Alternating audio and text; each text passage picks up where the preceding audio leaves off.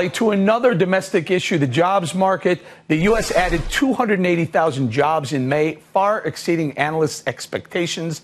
Wages also grew at a healthy pace last month. Let's bring in Ed Lazear, Hoover Institution Senior Fellow. Ed, it looked like a good number. The market didn't seem to react too positively. Initial drop, pre-market was down, made its way back up. Your thoughts on the job market? 280,000, that's pretty solid.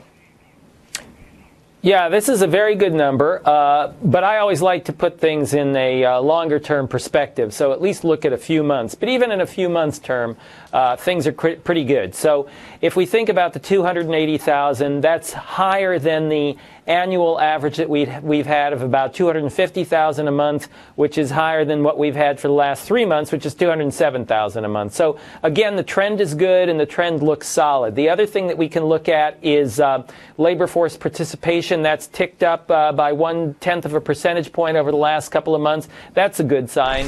And then the third good sign is that the employment rate, which is really the bottom line, that's really what you want to look at, and that's the ratio of the number of people working to the working age population. That cuts through it all. That's up 1/10 of a percent as well. So overall, good news. The one thing I would say, Eric, though, is that you have to remember this would be a fabulous report, almost too good a report, if we were at full employment. Mm-hmm. The problem is we're not at full employment. We're still down about 4.5 million jobs from where we should be, and so we have to grow at about 100,000 a month. I hate to jump in here. You're making a very, very good point. So please. Employment could grow, labor participation could grow.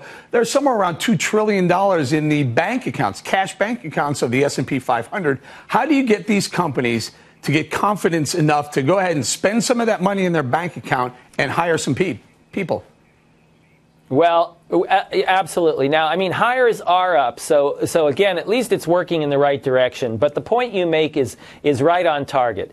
What you need to have in order to get both job growth and productivity growth, and by the way, productivity growth is the key to having wage growth. What you need for both is you need business investment. How do you get that business investment? You basically have to have a market-oriented tax policy and a market-oriented regulatory policy, neither of which we've had over the past few years. Trade finally looks like it's moving in the right direction. That's important. It'll be a positive step, but I doubt that it'll be enough, at least in the short run, to get us really jump-started. So would that indicate a rate hike in the near future? Well, I think that I'd be very surprised if the Fed didn't raise rates this year. I doubt they're going to do it in June. If I had to pick a month, I would pick the September meeting.